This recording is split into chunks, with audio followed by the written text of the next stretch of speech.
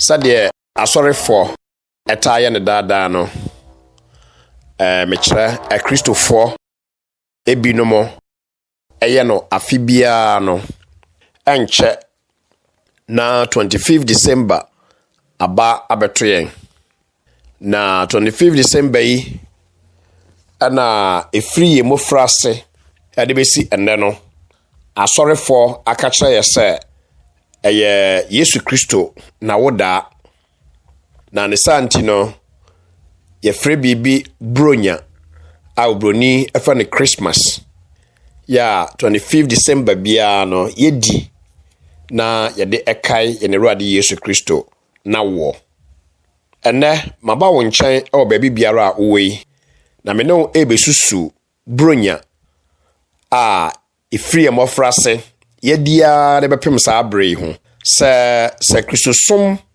aye osom a ejina Bible so ampara de a ene Bible no a ekura se ye Kristofo no ede ba asempote na Bible no eka ede fa Christmas celebration ho enti me sure se bra wo the title of my message no aye onwanwa se me ka kira say Christmas is fake na mebusam etidunan enchemo edumienu Proverbs chapter 14 and verse 12 Bible say yewo ekwan bi oho a etene ewo enipa eni so na wieye no eye owuo kwan entamwara mamenka nkyerɛw ebra wutie me say sa Christmas no a Kristofo asɔre binomo agye atum dendenden na omubo hu dawuro na afi biara omuhye ehon fa no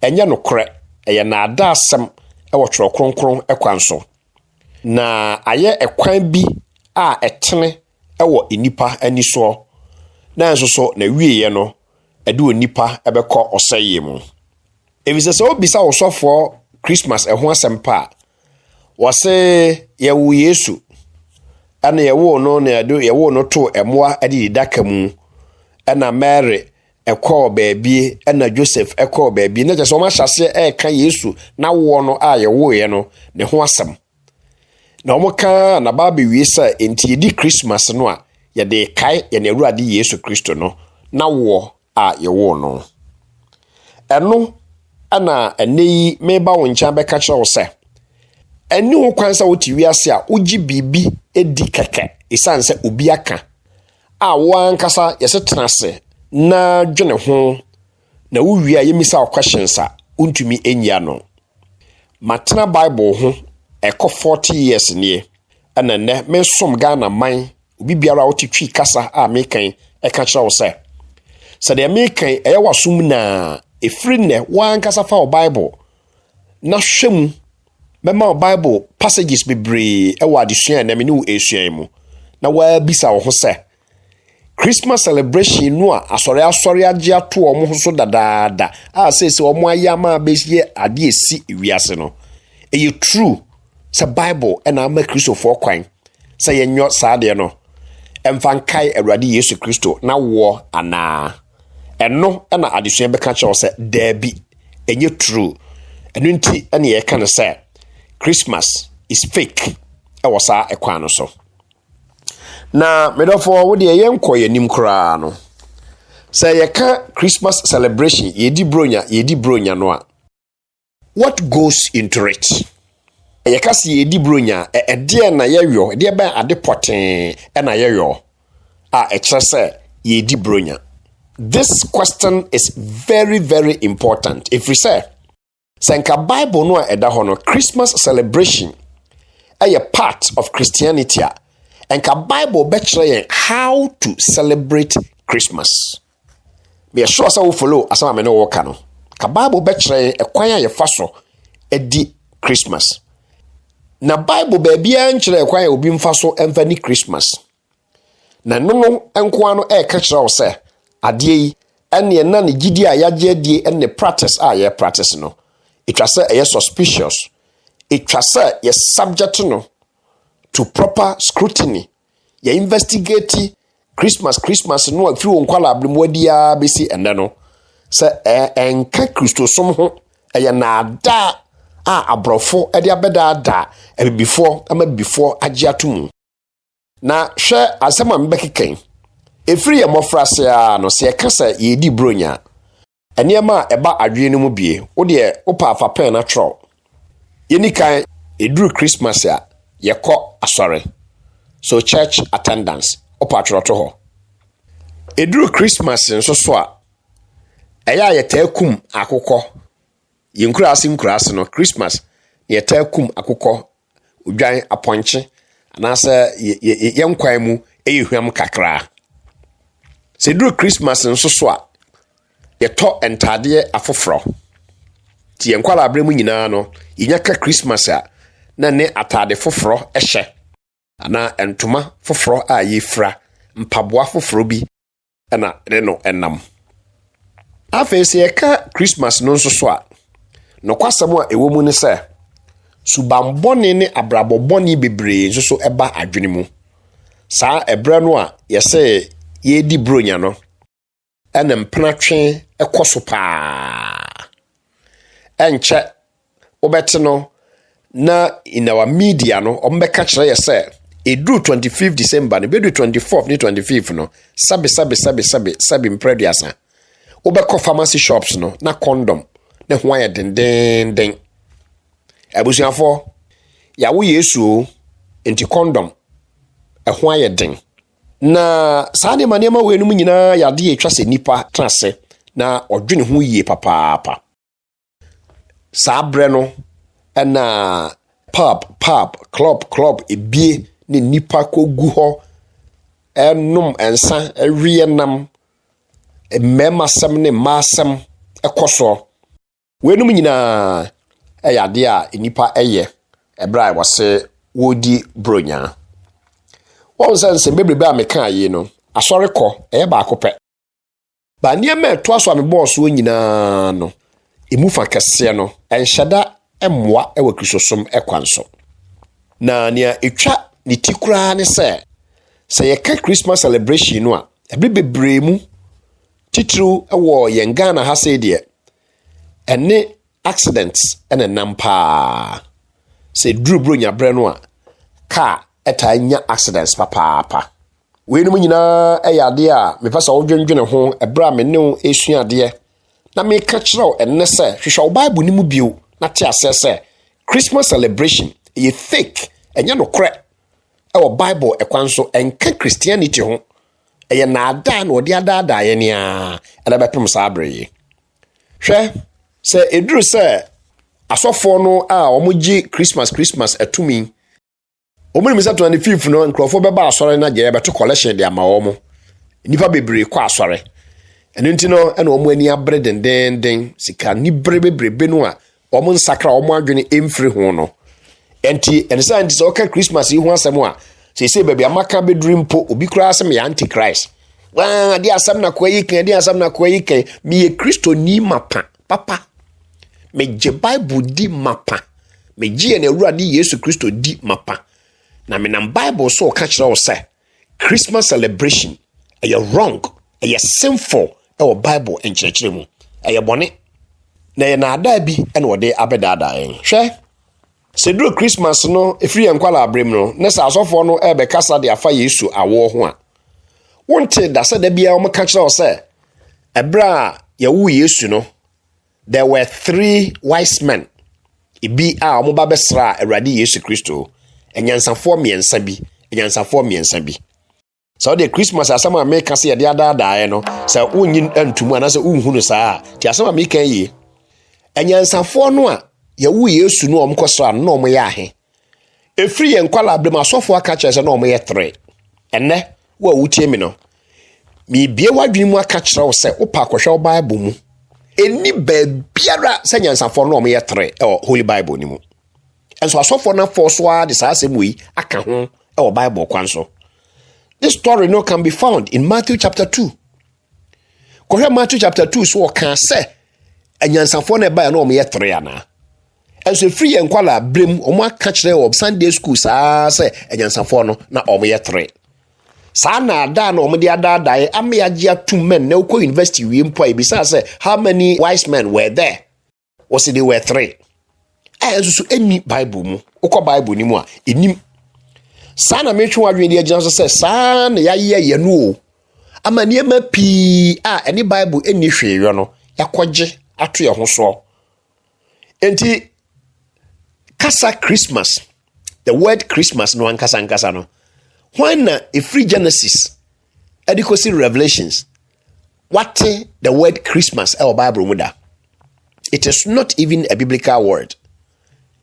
Christmas enye Christopher kasa enye word ya epie our Bible mu enti ye den na asofo tiase na agiata wani ase ebeduru so a omo ano de ebetra TV so na de na nwanhwefo no ma Yesu tiri nkwa na de keka sansem we ni nyina wotworo kronkron ni mu na emom de ye bisa no se ye free baby Christmas celebration Onyankopon de ato ho de ama a Christopher ana the answer is no.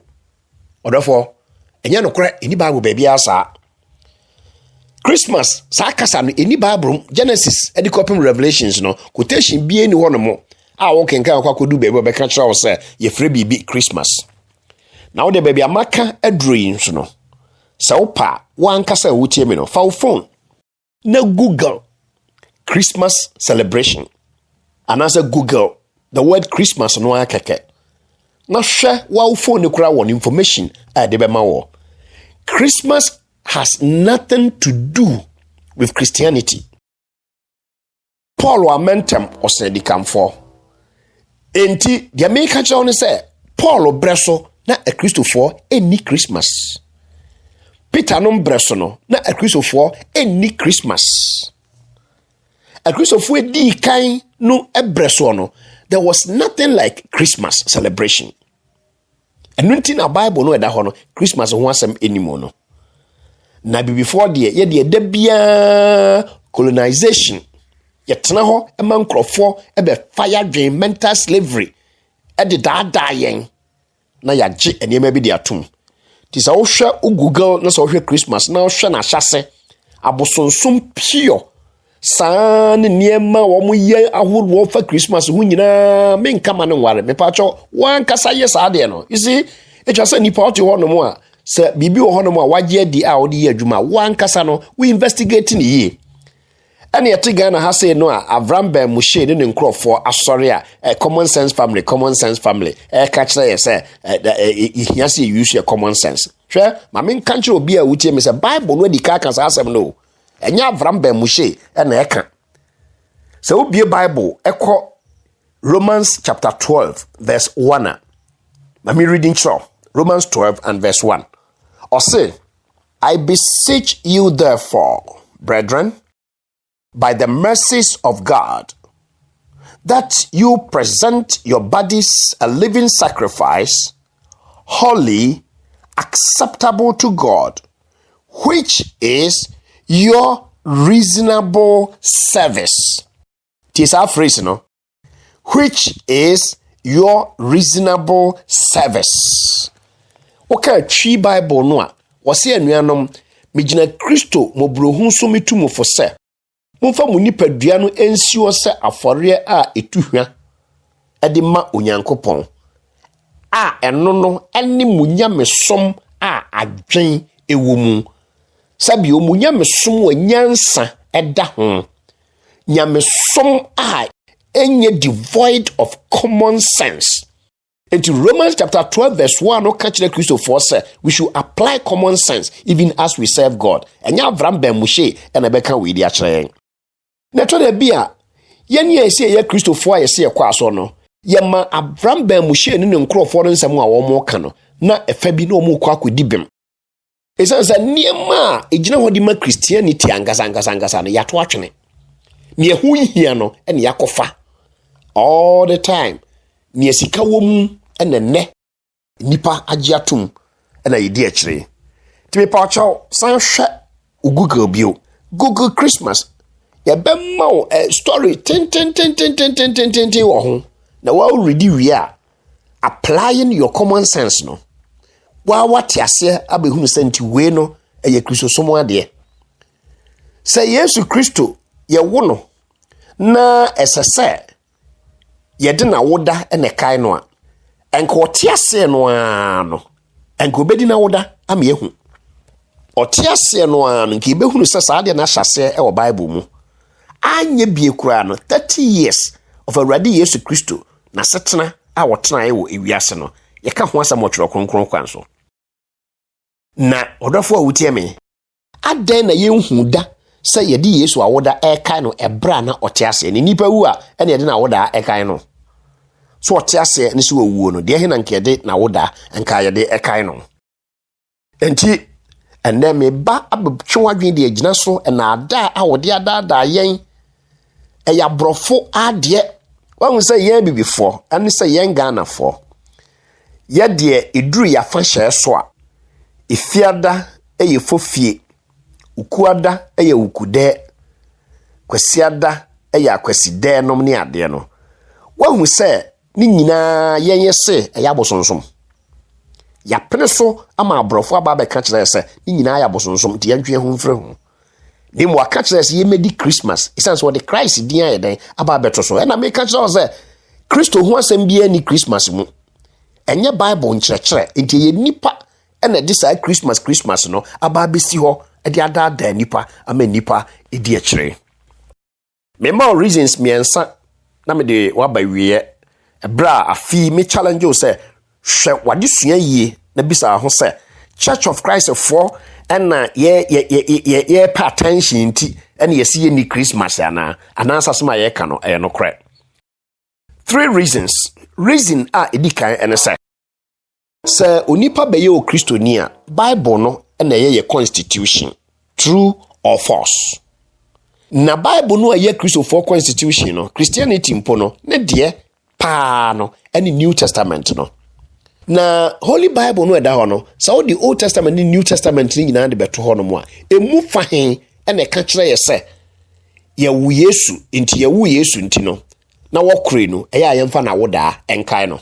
menu adofo wotie me eni Bible ba bia nemum de wo Bible mu troto ho eye 1 Corinthians chapter 11 verse 23 to 25 eno de Bible enkyerɛkyerɛ asɛm bia ɔde ato hɔ de amaye eno no na enam sa asɛm wɔ yi a mebekenkan de akyerɛ wɔ nti no ɛho hia sɛ Akristofo ka sɛ ɔmudi Christmas ebra Yesu Kristo ne nasuafo ɛte ase no dumienu no te ase no na Paul na onyama ye Christian Paul ebeye Christian after the ascension of Christ bra Yesu no akɔ soro already na anam so Nyankopɔn ebe use Paul enti no oyi no kwasem bebre adi enam honhom kronkron so e de kyerɛ Paul na 1 Corinthians chapter 11 verse 23 to 25 no say and I read or say for I received from the Lord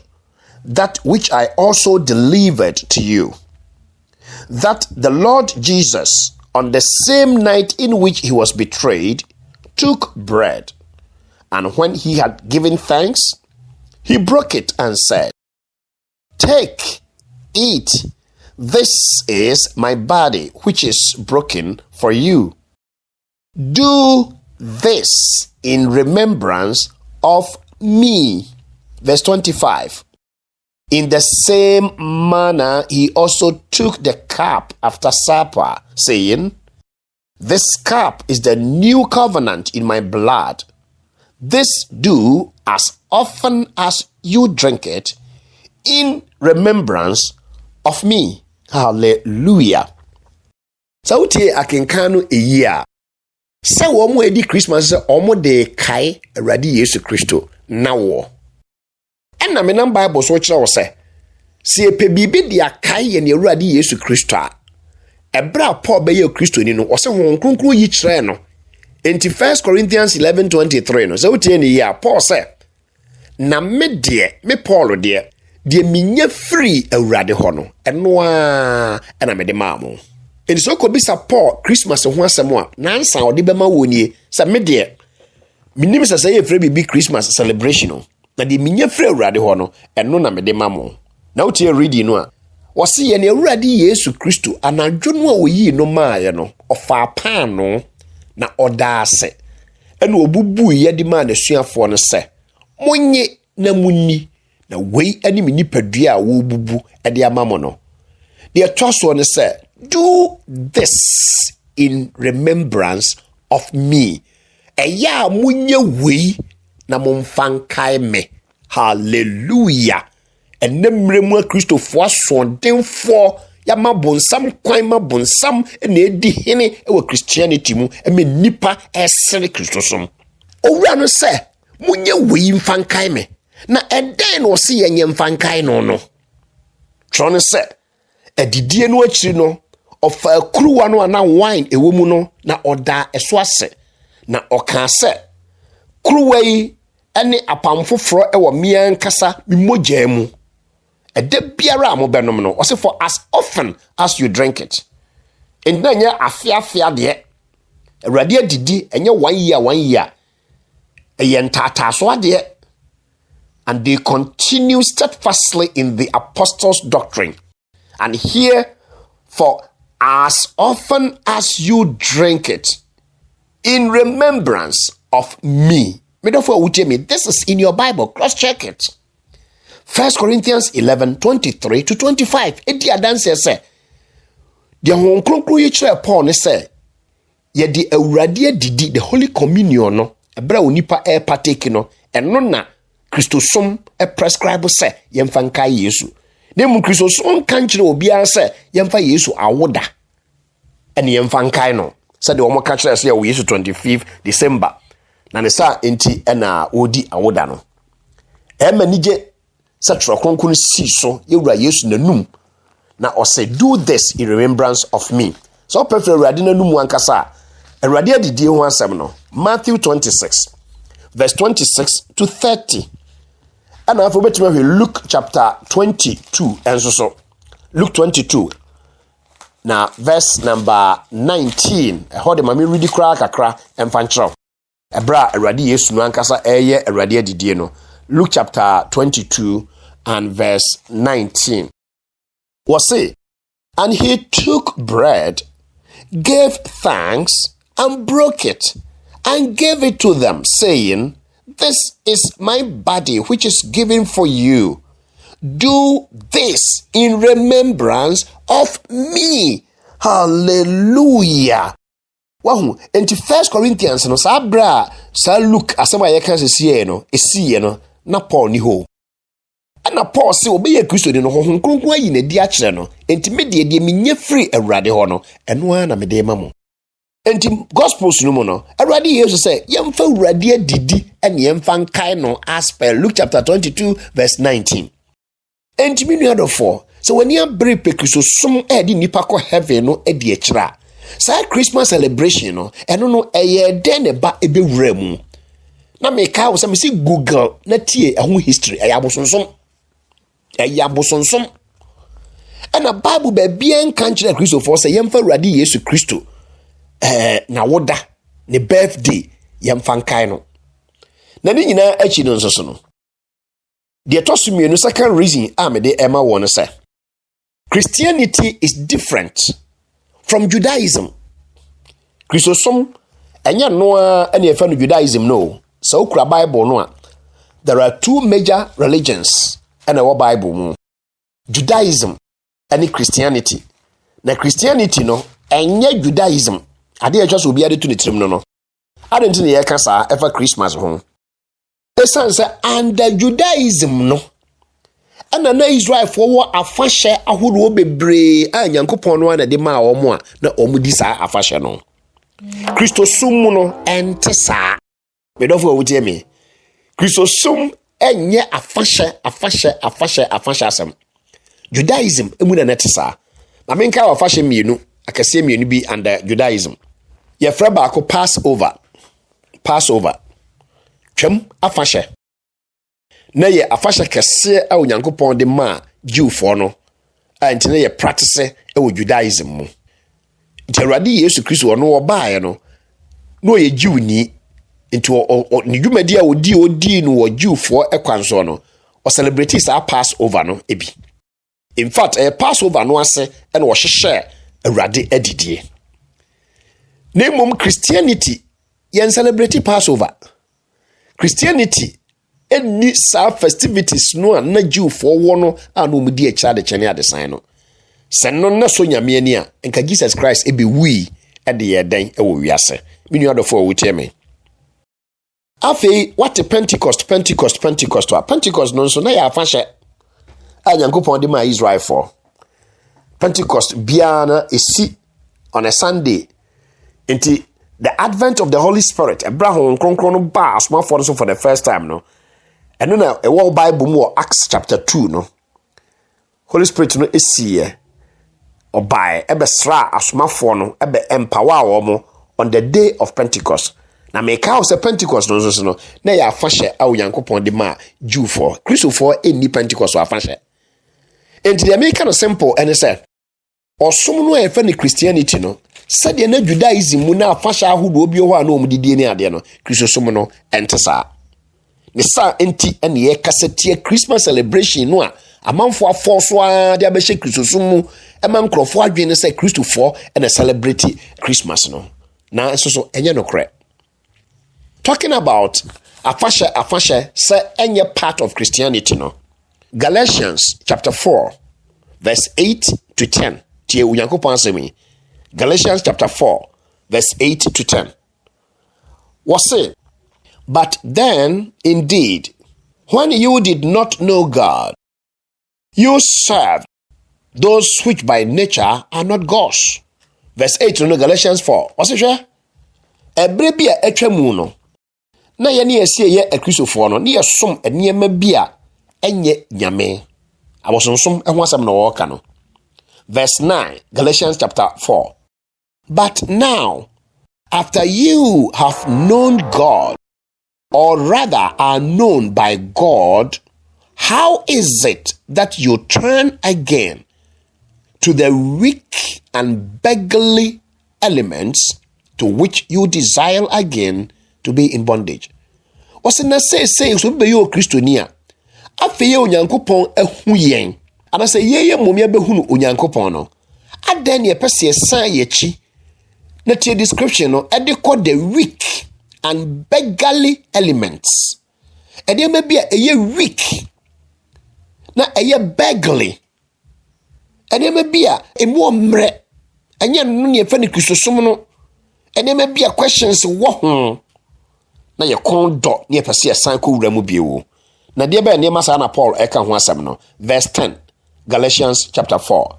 Was say I'm talking about the observance of days and months and seasons and years. Hallelujah. So Galatians 4:10 says, you observe days and months and seasons and years. Yan conclude verse 11. I am afraid for you, lest I have labored for you in vain. We slow at the mamo say, be an ama ho ama mo akrisofo yi kwa. Chese madwuma ameye no, mo amamfa so bia ama ho. Adintra. Mo ti krisosumu ema mo observe days. Ti say na Jew for no eye no ana.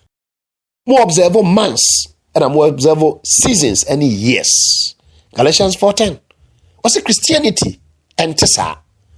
Eye Judaism mu na etesa. Intimidafo awuteme.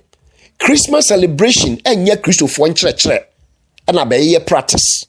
Eye na ada bi awode adada saa de abesi nne ama nipa bi no mu agiatum. Enche na me de wa ba wie ewo enkoma a me nu ebo mu. Na the next reason entia Christmas celebration eye fake. Enye no kre enza se nipa agitum na emfa ho nkohyem enko practice bie no ene se. When we talk Christianity is ordered after a definite pattern. Let me repeat that. Christianity is ordered after a definite pattern. Ye ka Christosom a ye wo definite pattern bi a Christianity no enam so. Won Awurade Yesu mene ekwan no nokre no ene enkwa no obi nko agya ne nkyɛn gisa onam me so. It is the cardinal truth our Christianity mu say obi o pe heaven akodi twa se ofa awurade Yesu Kristo so kyese ye wo ekwan bi wo there is a way one way bi wo eso ne efa ena me hya se na me call to Proverbs 14:12 no ka kira wo se apart from yewura Yesu Kristo a wo ye ekwan no there is a way that seems right unto man but the end of it is a way of destruction.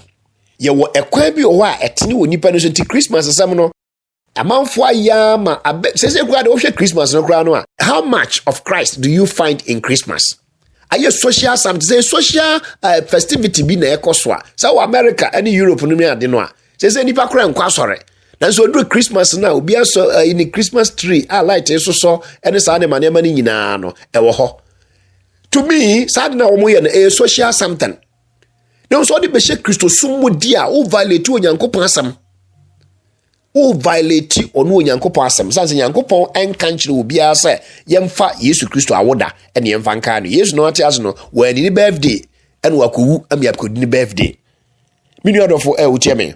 Enti Christianity is ordered after a definite pattern. By that, you know, when I say that, me try ya dream the agina so say Christianity no it is premised on the apostolic doctrine. Christosum agina asomafo no enkyerɛkyerɛ so. In your Bible, Acts chapter 2, verse 42, asɛm wɔ hɔ no, and they continued steadfastly in the apostles' doctrine. Christianity papa o Bible mu no Church of Christ for ye kan ho asam ni kire nipa no ho adwuma na meme ye wasase so no yesi egina tro kronkron no so na ya somafo no nkire so na Christianity den egina. So Christianity is ordered after a definite pattern. We had Romans chapter 6 and verse 17 wase na aseda enka onyankopon se mo aye bone enko apen na sese de mo abrɛ mo aso ase e de ama enkyerɛkyerɛ no esuban no a ɔde mo ahyɛmu no saa kasa no wɔka sɛ enkyerɛkyerɛ no suban no a wɔde mo abɛhyɛmu no saa Romans chapter 6 verse 17 no was that form of doctrine to which you were delivered. Tinbiemu Romans chapter 6 and verse 17. But God be thanked that though you were slaves of sin, yet you obeyed from the heart that form of doctrine to which you were delivered. So underline the phrase, that form of doctrine. There is a form of doctrine and when the govern Christianity. And I'm telling you, sir, Christmas celebration forms no part. And ada how the other there we are saying and Christianity ho e wo kwan bia so na onim eye enipa atetesam eye traditions of men and the Christmas e baaye eno no nyame na meka ne bebre so kura wo phone, Android phone, iPhone biara nko Google wo so a me pa cho Google na hunu se enye brodesia ma na eka bibia asem okay de mentiase me wo question ni ade Church of Christ for say da bi no kre e general kona kohwehwe e kira kwan any Christianity any hweyo e tradition e grofo bi tradition na moaya na omde abehye Christianity mu ayete say ya na mesre e wa Africa te say engrofo kra adwen kira me say obi a wo ye sofo a it was all the time no wo hye coat. We know that I'm going to be my way. That's a way of software time be as I was a coat. Now, coat, no, I don't know that actually, sir, will be a Christian. Debbie, as was one say, neo-colonialism as some a brofo and near more yenia coffin no near said no Christianity. Into sophobia or Africano, a Yakata Bay, na software she coat, no about tie, then. Na akoye te sada bre Bible say obi esofo agiso wo hye coat ne tie enso na nya no correct sa na Christmas na akoye mo agi atum practice na mo practice ya de bepem sa abre mimi to madi bida kopem se behunu Nyankopon enokore no what Awurade Yesu wo behunu nokore no ama mo aye adehye through Christmas ana ware mpo ogu na ma compreni no mu kunu man tontoma fofra mo wo mo ene wan totade amakola ye wo Awurade Yesu a na nso nka ema aware ekogu and adasam and the Debeshe Kristosumu and ne a trade deform ye home yen and then church who Orthodox churches no a man for no Orthodox churches no omuna a champion this Christmas semi omuna catch say there were 3 wise men I'll be rababuma and yet 3 wise men biano ho ye more number biao as no oman eda kwasha ho omukọ boa onyankopon e wo saa kwa no so intimidofo a wuche me Christmas celebration traditions of men obi a Google bi an wa read wi a wa hu de America no enye Bible nkyerɛkyerɛ enka nyamesam ho Awurade Yesu Kristo sɛ yenye Awurade adidi ne mfa nkae no na wa wuche me a wani abre Christmas no wa sorry mu Awurade adidi kura mukobi enne charismatic churches ne Pentecostal churches aba no kra communion wo mukobi omo be ko bi nso so a omo ko no 1 year ade nso wote ye so say steadfastly wote ye so say as often as Awurade adidi Christianity mu every Sunday ekwaso no ne de ekaye na Awurade Yesu Kristo ye ntwa ma 25 December ma ene aka say de no na ebeka Awurade Yesu Kristo enti ende me twa adwe agina so medofo a wotie me say Christmas celebration no a traditions of men nimum enye Christianity pa anya Bible nkyerɛkyerɛ. And talking about traditions of men, already Yesu Kristo tias no or commenti fa ho. Ye de no sum nyame e mani ye yana. Mark, the Gospel of Mark, chapter 7, verse 7. Or say, Jesus na eka say you. Mamfamfi verse 6 kra.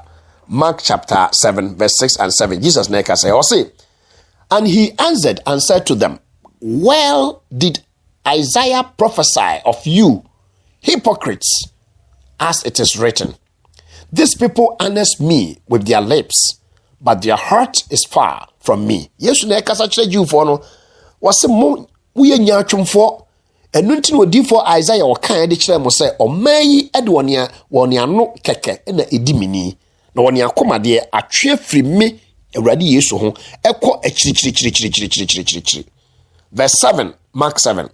And in vain they worship me, teaching as doctrines the commandments of men. Hallelujah. Now was sorry me kwa. Isan se wo kyerɛkyerɛ enkyerɛkyerɛ a enipa na ahyehyɛ. Christmas celebration e nipa nhyehyɛ. Enye Nyankopɔn na ahyehyɛ wo Bible mu di ama Kristofo. Enye no kreda.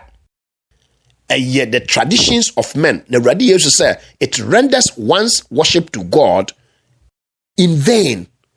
Emma wosom a wode som Onyankopɔn no, emma no eye kwa. We are there in vain. I just say you get 0 results. Mark 7 verse 9. Jesus eto aso, he said to them, all too well, you reject the commandment of God that you may keep your tradition. Arehopa. Mo ayade. Some rejected the commandment of God. In this case, say Christopher Pese kai Awurade Yesu. What is the command of God? The command of God ne say yemfa Awurade didi the Holy Communion, the Lord's Supper no, eno ne yemfa kai Awurade. Paul say on de do hu ye no. Gospel sum de Yesu yo ye no. Ye hu no momu a ne abu na ni chie, ne adwane afa baabi. Asorefo be ma excuses nyina ntia wo monko Awurade didi nim Christmas de. Oh, into u dodge the commandment of God. Said the beya ubedi nipa atetesem so exactly as it is being said here. Christianity rather no is ordered after a definite pattern, and everybody must understand that. But me fa mre wi yenkai wo say in the Bible no chronkron ba bia ni ho no mo say yemfa Yesu Kristo na woda na yemfa enkai no. Truly, so we call the book of Ecclesiastes emua chapter 7 and verse 1. Tiniye pa sama mbeka chrewe. Ecclesiastes chapter 7 verse 1. Or say, a good name is better than precious ointment, and the day of death than the day of one's birth. Let me repeat it. A good name is better than precious ointment, and the day of death than the day of one's birth. This is Bible. Life under the sun. Enti Nyankopɔn anim no, ɔse da onipa di wuo no. Ɛno mom ɛyɛ papa ɛkyɛn da yɛde wo onipa. That is biblical concept. Ecclesiastes 7 and verse 1. Whether wo no now you naked. Ene a me no kasa ya wani abere hui wo hya atade.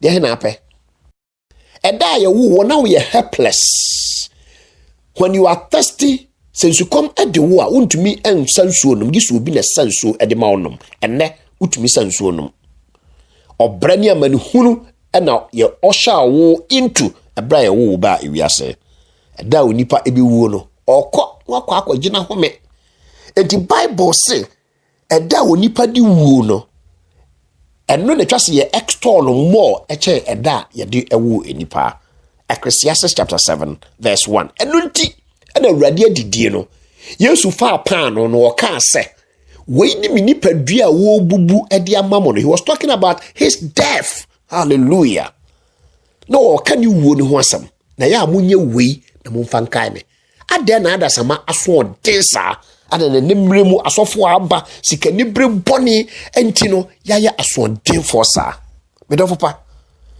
afei bible passages miensa na aka na me do abawie Genesis chapter 40 verse 20 to 22 Genesis 40 20 to 22 ehona wo ka kira wo sa we no me de twa adwen just de entia pakli no ekoduru brebia se Christmas yi ba na mo ja hwiegu bebre aba ewo ewiase no obi ote bible ho bia no enye new to him or her if it's Genesis chapter 14 verse 20 no e dey 22 no wo kai bread Joseph to prison no na nkrofo tu bi e da prison ho baako na oto Egypt hini Pharaoh no ne pan no na baako nso so ohye ensa e de ma ohene no obienu nyina so dae na Joseph ekire wo mo ase se de oto pan no de oso dae no oso pan no na enuma esoso na Joseph si ono de ne de enye yie ye beba be yi no ne beku no de wo hyansa no de wo so ohun so wo san hyansa no bi wo so de e besan de wadwuma hya wonsa ampara